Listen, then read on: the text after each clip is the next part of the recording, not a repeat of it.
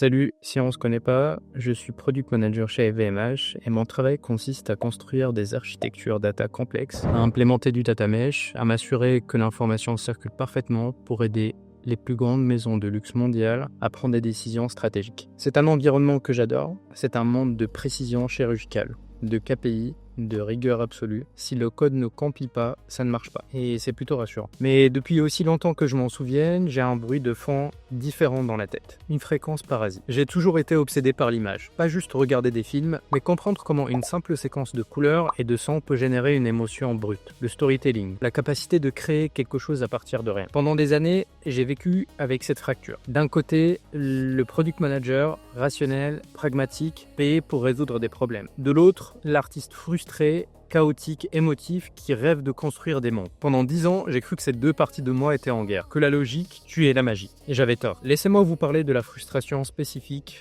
de l'ingénieur créatif. On appelle ça le gap, le fossé. Tu as du goût, tu sais ce qui est beau, tu as des idées cinématiques grandioses dans ta tête, mais tes compétences techniques en art sont nulles. La production vidéo traditionnelle est une forteresse. Pour réaliser la vision que j'avais en tête, il ne suffisait pas d'avoir une idée, il fallait maîtriser la lumière, l'étalonnage, le sound design, le montage rythmique. Il fallait acheter pour 10 000 € de matériel, il fallait surtout une équipe. Et c'est plutôt décourageant, surtout quand tu as déjà une carrière exigeante. Quand tu passes ta journée à gérer des stakeholders et des roadmaps produits, tu n'as pas l'énergie le soir d'apprendre à éclairer une scène en 3 points ou de maîtriser DaVinci Resolve à un niveau professionnel. Alors qu'est-ce qu'on fait? La plupart du temps, on abandonne. Comme beaucoup d'entre vous, j'ai gardé mes idées dans un carnet, j'ai rationalisé et je me suis dit, Aladine, tu es bon avec les chiffres, reste dans ta voie, laisse l'art aux artistes. Je pensais que j'avais des menottes dorées, un bon salaire, une belle carrière technique, mais une créativité en prison.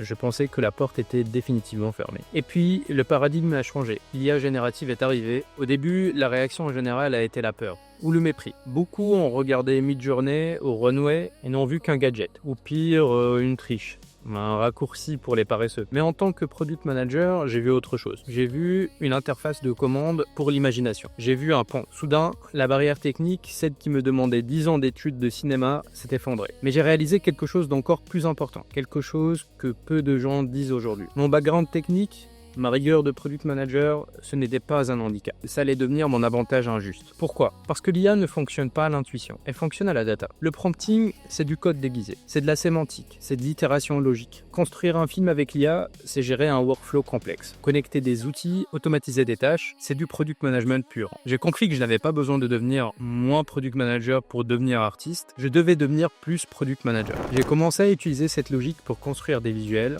des courts-métrages, des publicités de luxe, des expériences qui auraient coûté une fortune il y a encore 2 ans. C'est la raison d'être d'Aladin Genius. YouTube est saturé de chaînes news IA. Regardez ce nouvel outil, ChatGPT 5 est arrivé, c'est du bruit. Je ne suis pas ici pour être un média d'actualité. Je suis ici pour documenter une transformation. La mienne et peut-être la vôtre. Je veux déconstruire le processus. Je veux vous montrer comment on passe de l'idée brute à un produit fini de qualité cinéma en utilisant des systèmes et pas de la chance. Sur cette chaîne, on va parler de workflow, on va parler de storytelling assisté par IA, on va parler de comment monétiser cette compétence quand on est freelance ou solopreneur. Je veux vous prouver qu'en 2025, la créativité n'est plus une question de dextérité technique, mais une question de vision et de structure. Si vous êtes un ingénieur qui rêve secrètement de créer, ou si vous êtes un créatif qui se sent dépassé par la vague technologique, vous êtes au bon endroit. Nous vivons la plus grande démocratisation créative de l'histoire. Les barrières sont tombées. Il n'y a plus d'excuses. Le monde n'a plus besoin de techniciens qui exécutent, il a besoin de génies qui imaginent et qui construisent. Je m'appelle Aladine. Le jour, je construis pour LVMH. La nuit, je construis le futur. Si vous voulez apprendre à construire avec moi,